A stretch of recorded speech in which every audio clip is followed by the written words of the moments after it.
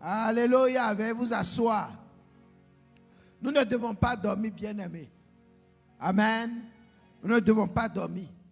Parce que il y a des choses qui se passent dans le spirituel. En tant que chrétiens, nous avons un combat quotidien à mener. Et cela jusqu'à ce que le Seigneur vienne nous chercher. Bien-aimé, quand tu prends la décision de suivre Jésus, d'accepter le Seigneur Jésus comme ton sauveur personnel, tu es aussi enrôlé dans la main de Dieu. Et parce que tu es dans la main de Dieu, par conséquent, tu as un adversaire devant toi. Tu as le diable et ses démons, ses agents qui sont à ta poursuite, jour et nuit, pour te ramener en Égypte. Vous vous rappelez les enfants d'Israël, quand ils sont sortis de l'Égypte, par la même puissance du Seigneur Jésus, le Seigneur les a délivrés de l'Égypte. Et pendant qu'ils étaient en train d'aller à Canaan, arrivés donc au désert, la Bible dit dans Exode 14, à partir du verset 5, qu'on annonça à Pharaon que le peuple a pris la fuite. Alors le cœur de Pharaon et celui de ses serviteurs fut changé à l'égard du peuple.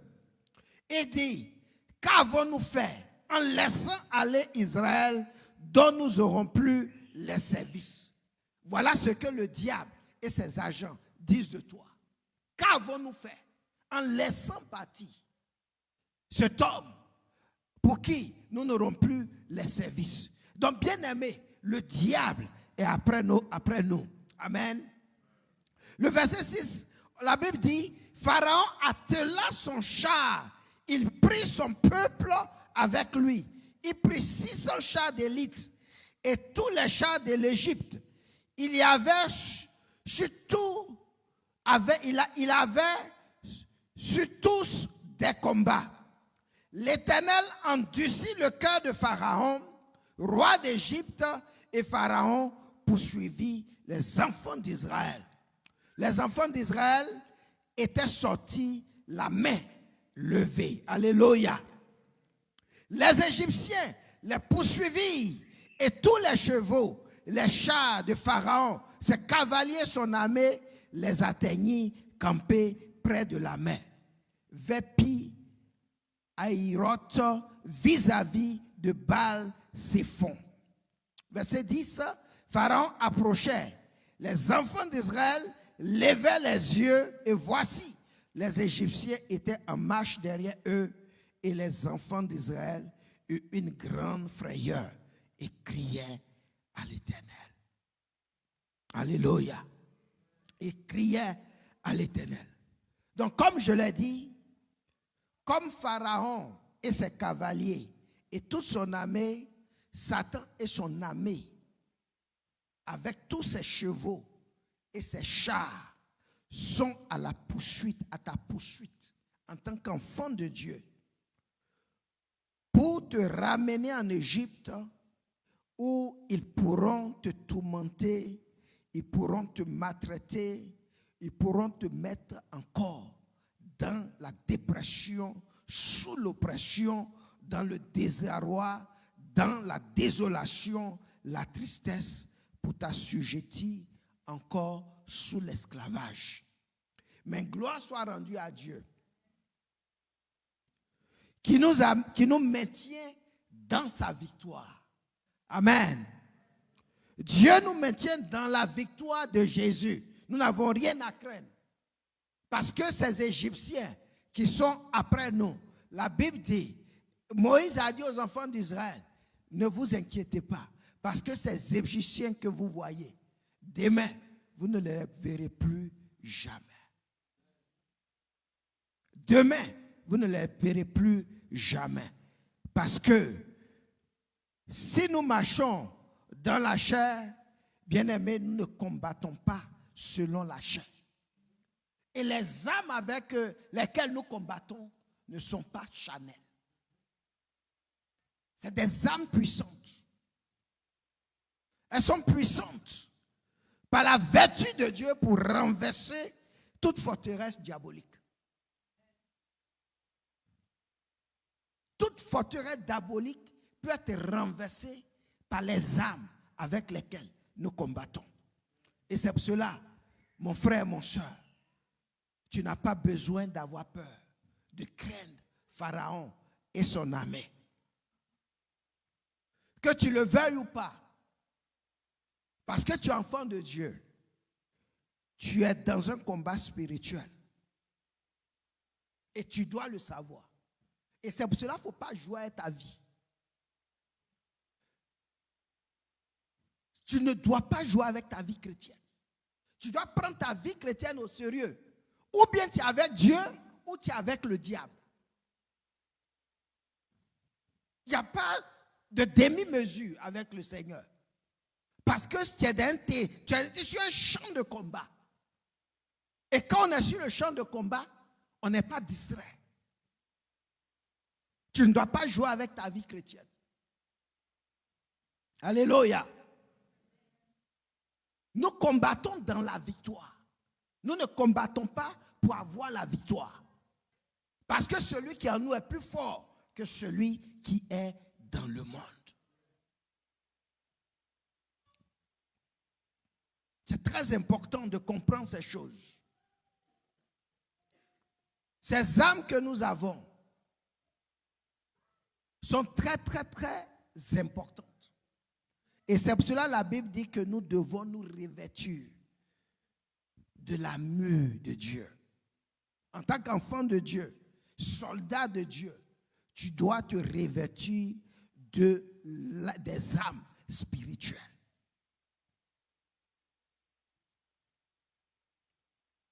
Parce que nous avons un adversaire. La Bible dit qu'il cherche comme un lion rugissant qui il va dévorer. Ce qui est sûr, ce n'est pas moi qui va dévorer. Alléluia. Et nous devons être prudents dans tout ce que nous faisons. Amen. Ce soir, je voulais parler du combat spirituel dans la prière. Demain, nous rentrons dans un combat spirituel de 3 jours. Et les jours qui viennent, dans le mois de décembre, nous allons avoir une série de jeûnes et prières. Et nous avons besoin de nous préparer pour ce combat, de savoir comment il faut prier si nous voulons la victoire. Alléluia. Éphésiens 6, à partir du verset 12. Paul dit, car nous n'avons pas à lutter contre la chair et le sang, mais contre les dominations, contre les autorités, contre les princes de ce monde, des ténèbres, contre les esprits méchants dans les lieux célestes. C'est pourquoi prenez toutes les armes de Dieu, afin de pouvoir résister dans le mauvais jour et tenir ferme après avoir tout surmonté.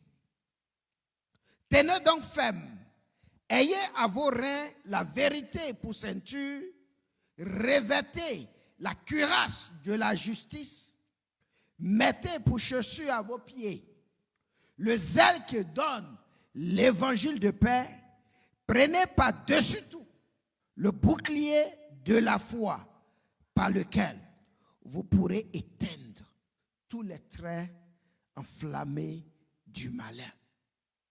Prenez aussi le casque du salut et l'épée de l'esprit qui est la parole de Dieu. Et le verset 18 dit, faites en tout temps par l'esprit toutes sortes de prières et de supplications. Veillez à cela avec une entière persévérance et priez pour tous les saints. Amen. Faites en tout temps par l'esprit toutes sortes de prières et de supplications et veillez à cela avec une entière persévérance et prier pour les saints. Certes, il nous faut toutes les âmes de Dieu. Mais avec ces âmes, bien-aimés, il faut passer à l'offensif dans les prières ferventes et incessantes. Nous avons besoin de prier, de faire des combats dans la prière, parce que nous sommes dans un combat spirituel. Et nous ne devons pas négliger l'adversaire qui est en face de nous. Ce soir, je voulais parler de quelqu'un dans la Bible qui était dans ce combat spirituel. Quelqu'un qui priait jour et nuit. Et nous voulons voir quel était son combat spirituel. Nous allons ouvrir la Bible dans Colossiens 4, le verset 12. Nous allons lire le verset 12 et 13. Colossiens 4. Je veux parler de Épaphras. Épaphras. Alléluia. Ce soir, je ne voulais pas être long. On a eu une journée très, très longue. Très longue. Et je voulais être très, très, très bref. Donc, suivez-moi très bien. Ne soyez pas distraits. Tu es dans un combat spirituel. Dis à ton frère, tu es dans un combat spirituel.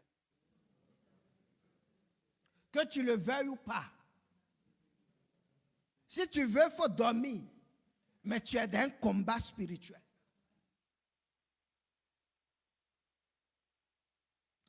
Voyons comment Épaphras était un homme de combat dans la prière. Et comment il priait.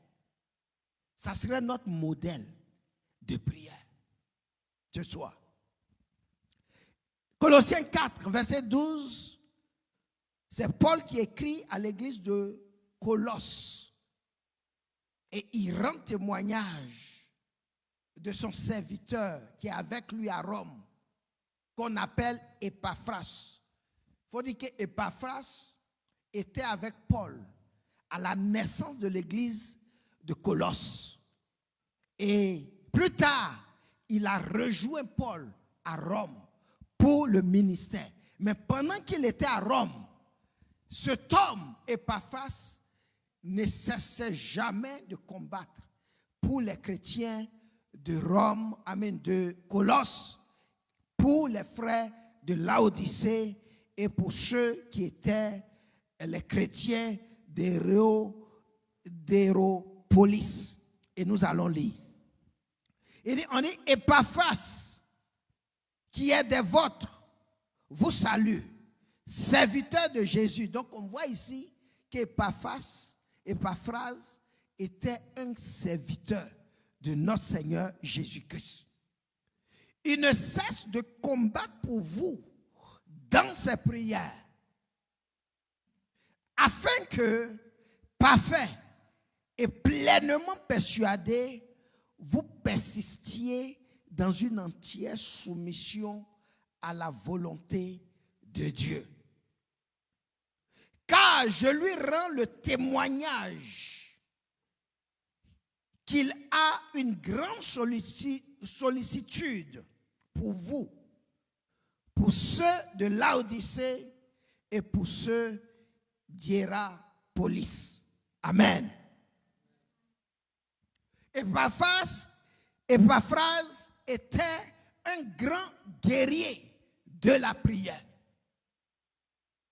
Comme je l'ai dit, il était à la naissance de l'église de Colosse avec l'apôtre Paul.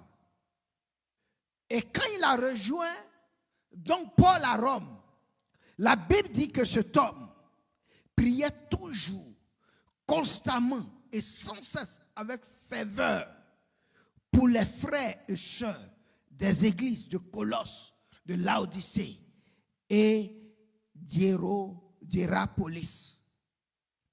Ça, voilà un grand homme de Dieu.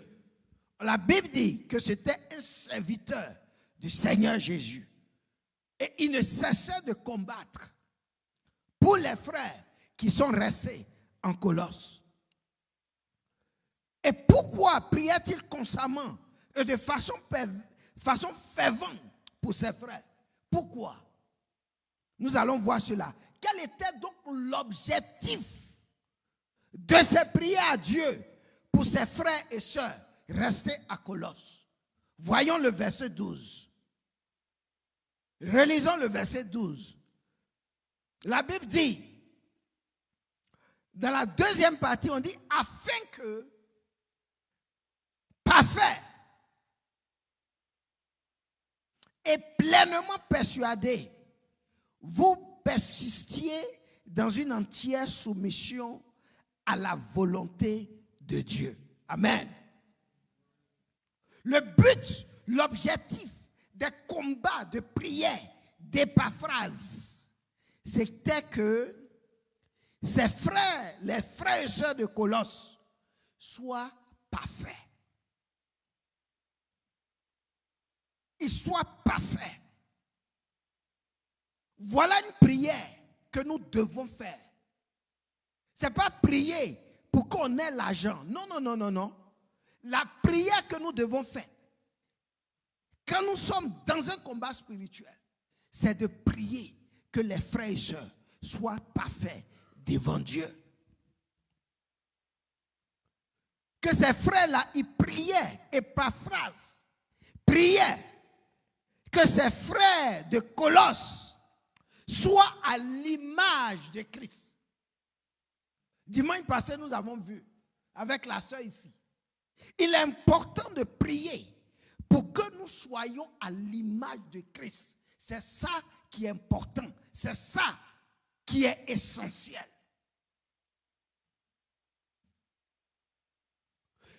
Le frère Épaphras priait que les frères de Colosse et de Laodicée soient à la ressemblance de Dieu. Il ne priait pas pour autre chose. Jour et nuit, il combattait dans la prière pour que ces frères-là soient parfaits, soient à l'image de Dieu. Ça, c'est intéressant. Sa prière pour eux est telle que même s'ils traversent des moments difficiles dans leur vie, même s'ils passent par le feu, que ce soit le feu du fondeur, comme on a vu le dimanche passé, et que quand ils sortent de là, qu'ils soient à la statue parfaite de Christ. Voilà les prières que Épaphras prenait son temps, jour et nuit, dans le jeûne certainement, pour combattre pour les frères de Colosse.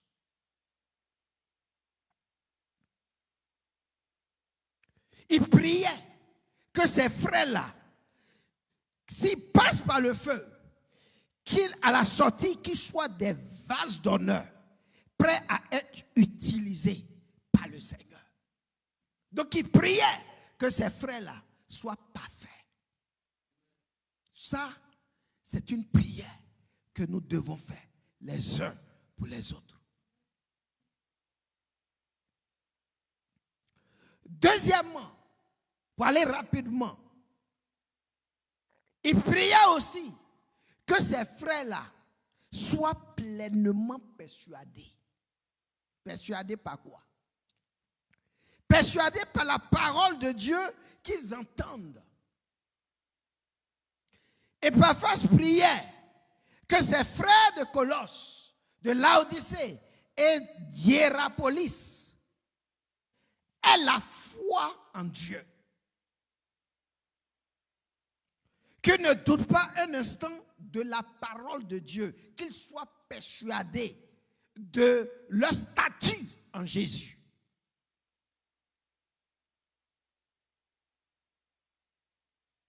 Dans Jacques 1, verset 6, voilà ce que Jacques, le demi-frère de Jésus, dit. Il dit, mais si quelqu'un manque la foi, parlant de la foi, il dit, mais qui la demande avec foi sans douter. Mais qui la demande avec foi sans douter, Car celui qui doute est semblable au flot de la mer, agité par le vent et poussé de côté et à droite. Quel tel homme ne s'imagine pas qu'il recevra quelque chose du Seigneur. Donc Epaphras priait que les frères de Colosse soient persuadés par la parole de Dieu, qu'ils mettent leur foi dans la parole de Dieu, qu'ils reçoivent, qu'ils ne doutent pas un instant de la grandeur de Jésus-Christ, de la grandeur du Tout-Puissant qui les a appelés, qu'ils soient persuadés de la parole de Dieu. Et ça, c'est des prières que, en tant qu'enfants de Dieu, nous devons faire. Pour que les frères et sœurs soient persuadés qu'ils aient la foi en Dieu, la foi en la parole de Dieu, qu'ils lisent, qu'ils écoutent jour et nuit. Jésus même a dit dans Marc 11, à partir du verset 22, la Bible dit, Jésus leur dit, ayez foi en Dieu. Je vous le dis en vérité. Si quelqu'un dit à cette montagne, ôte-toi de là et jette-toi dans la mer, et s'il ne doute pas en son cœur, mais croit que ce qu'il a dit arrive, il le verra s'accomplir.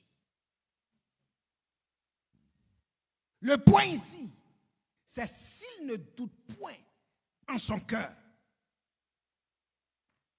Tu peux dire à la montagne, jette-toi dans la mer.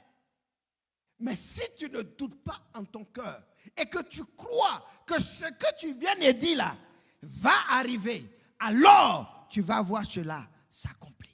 La foi est une ferme assurance des choses qu'on espère, une démonstration de celles qu'on ne voit pas. Nous devons avoir foi en Dieu. Donc le frère Epaphras priait que les frères soient persuadés, pleinement persuadés par la parole, que leur foi soit enracinée dans cette parole de Dieu. Et ma prière ce soir, c'est que vous soyez persuadés par la parole de Dieu, que vous soyez enracinés dans cette parole, au nom de Jésus. Très, très important dans le combat spirituel.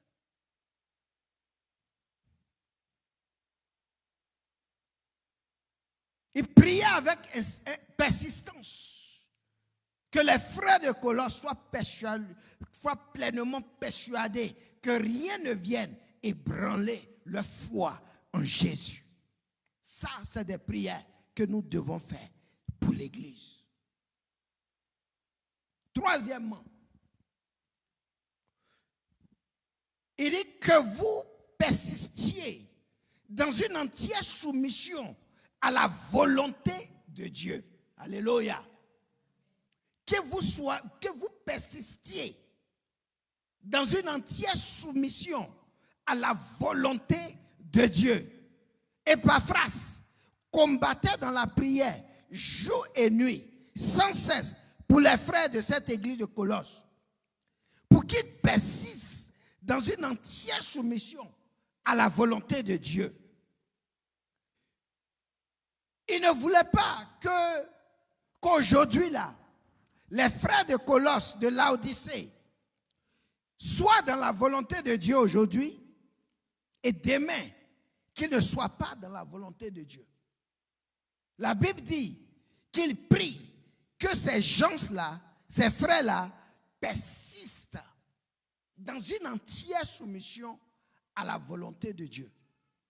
Ce n'est pas une histoire d'aujourd'hui je suis dans la volonté de Dieu, demain je sors de cette volonté. Mais que constamment, de façon persistante, nous soyons continuellement soumis à la volonté de Dieu.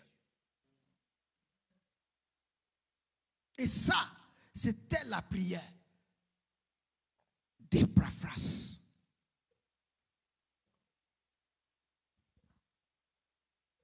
Epaphras priait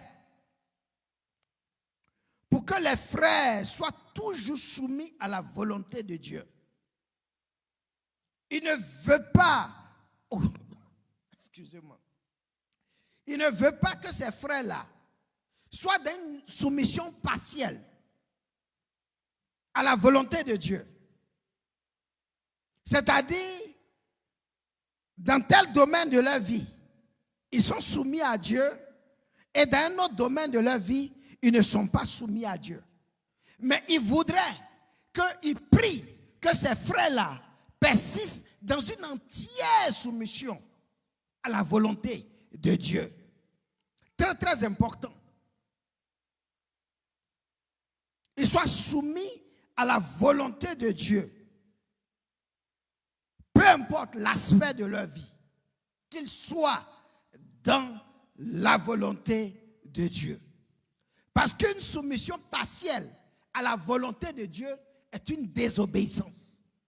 Amen. Une soumission partielle. S'il y a un domaine de ta vie où tu es soumis à Dieu et que dans un autre domaine, tu n'es pas soumis à Dieu, tu es dans la désobéissance. Donc lui, il priait que les frères là soient persistants dans une entière soumission à la volonté de Dieu.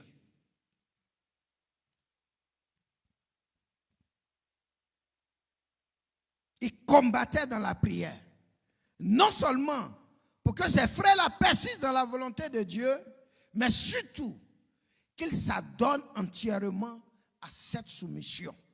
Et c'est aussi ça, ma prière pour l'église de la Grande Moisson. Que nous persistions entièrement dans la soumission à la volonté de Dieu, comme les frères de l'église de Colosse. Il priait que les Colossiens soient totalement soumis à la volonté de Dieu. Combien sont ceux qui prient ce genre de prière pour l'église du Seigneur aujourd'hui? Combien sont les frères et sœurs qui prient pour les frères, les autres frères, dans ce genre de prière? Nous devons tous combattre dans la prière pour que le cœur de Dieu soit touché par la perfection des saints. Ce que Dieu cherche, c'est la perfection, que tous nous parvenons à la stature parfaite de Christ. Et ce sont des prières de combat que nous devons faire dans le jeûne et la prière pour l'Église, pour les frères et sœurs. Moi, je cherche des Épaphras qui vont prier pour moi comme ça. Qui même ici même prie pour moi? Amen. Il y a beaucoup qui prient pour moi ici. Voilà mon sujet de prière. Laissez les autres là. Priez pour moi comme Épaphras a prié. Afin qu'il soit parfait et pleinement persuadé et qu'il persiste dans une entière soumission à la volonté de Dieu. Si vous priez pour moi là, voilà les sujets de prière pour lesquels je veux que vous priez pour moi. Et c'est comme ça aussi que moi aussi, je prie pour vous. Je prie pour l'église, pour mes frères et sœurs. Mais à 95%, voilà les sujets. Je vous donne maintenant le secret de mes prières. À 95%, voilà les sujets que je fais pour vous. Les autres aspects de votre vie là, que vous ayez l'argent, vous travaillez, je prie 5%. Parce que je sais que si vous êtes parfait en Dieu, si vous êtes persuadé, pleinement persuadé par la parole de Dieu, et que vous persistez dans une entière soumission à la volonté de Dieu, les autres choses vous seront données par-dessus tout. Et je voudrais que chacun de nous ici combatte pour l'Église dans cet ordre, dans des sujets de prière. Et Épaphras priait. Amen. Voilà les sujets de prière que nous devons faire et qui touchent le cœur du Père. Ça, ce sont les sujets. Jésus lui-même a prié pour l'apôtre Pierre et les autres disciples. Dans Luc 22, à partir du verset 31, le Seigneur dit, Simon, Simon, Satan vous a réclamé pour vous cribler comme le froment. Mais j'ai prié pour toi, afin que ta foi ne défaille point. Et toi, quand tu seras converti, affermis tes frères. J'ai prié pour toi, que ta foi ne défaille point. Voilà les sujets de combat, les sujets de prière. Prions pour que la foi des frères ne défaille point. Mais qu'ils soient fermés dans la parole de Dieu. Qu'ils soient fermés dans la parole de Dieu. Et parfois, ça prier pour le perfectionnement des saints et l'édification du corps de Christ à Colosse et à Laodicée. Afin que, parfait et pleinement persuadé, vous persistiez dans une entière soumission à la volonté de Dieu. Amen. Ça, c'est une bonne prière qui touche le cœur de Dieu. Quand Dieu entend ce genre de prière, il peut tout te donner. Il a dit à Salomon, demande tout ce que tu veux. Salomon n'a pas demandé l'argent, n'a pas demandé autre chose. Il a dit tout ce que je veux. Donne-moi la sagesse pour diriger ce peuple. Dieu a dit, comme tu ne m'as pas demandé l'argent, comme tu ne m'as pas demandé les richesses, comme tu ne m'as pas demandé autre chose, mais tu as demandé la sagesse, toutes ces autres choses-là, je vais te donner par-dessus. Quelles sont les prières que nous faisions? Quand tu te mets à genoux et pries, si réellement tu pries, quels sont les sujets que tu donnes à Dieu? Voilà les sujets qui touchent le cœur du Père. Que ta foi, que leur foi ne défaille point. Mais qu'ils soient parfaits à l'image de Jésus-Christ. Qu'ils soient persuadés par la parole de Dieu. Qu'ils soient, qui persistent dans une entière soumission à la volonté de Dieu. Voilà les sujets qui touchent le cœur du Père, où le Père ne peut pas se tenir sur son siège dans le ciel. Faisons des prières de combat, comme Epaphras. Nous sommes dans un combat spirituel. Nous sommes dans les derniers temps. Et nous devons prendre la vie, notre intimité avec Dieu doit être la priorité sur tout. Ça doit être la priorité sur tout. La priorité des frères et sœurs. C'est vrai, il faut travailler. Moi, mais je travaille pour payer mes billes. Mais ça là, il n'y a pas de prix devant Dieu. Et ma prière, que l'église de la Grande Moisson soit une église parfaite. Une église pleinement persuadée dans la parole de Dieu et qui persiste dans une entière soumission à la volonté de Dieu. Que Dieu vous bénisse. Nous allons nous tenir debout et nous allons prier. Alléluia. Nous allons nous tenir debout.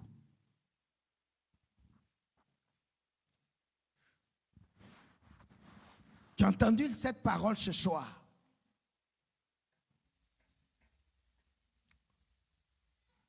Le plus important, c'est être à l'image de Christ comme on a vu le dimanche passé.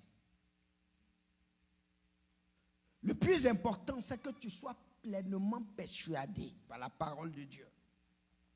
Que ta foi ne défaille point. Et que tu persistes dans une entière soumission à la volonté de Dieu. Ce que Dieu veut, c'est que nous soyons dans la foi. Et tu vas prier pour toi. Tu vas prier pour les frères et les sœurs. Que Dieu te donne d'être parfait. Tu vas prier ce soir que Dieu te donne, l'Esprit te donne d'être persuadé par la parole de Dieu. Et tu vas prier avec persévérance. Que la Bible dit dans Éphésiens 18, faites en tout temps, par l'Esprit, toutes sortes de prières. En tout temps, par l'Esprit, toutes sortes de prières. Il n'y a pas de temps où tu n'es pas en prière en tant qu'enfant de Dieu, parce que tu es dans le combat spirituel. Et la parole de Dieu dit, veillez à cela avec une entière persévérance et priez pour les saints. Priez pour les saints, priez pour les frères et sœurs. Il ne faut pas être centré seulement sur toi, le moi, je veux ça. Non, prie pour les autres frères, qu'ils soient parfaits, qu'ils soient entièrement persuadés dans la parole de Dieu et qu'ils aient la foi, que leur foi ne défaille point, qu'ils soient soumis, entièrement soumis à la volonté de Dieu. Prions le Seigneur. Alléluia. Oh, merci Jésus.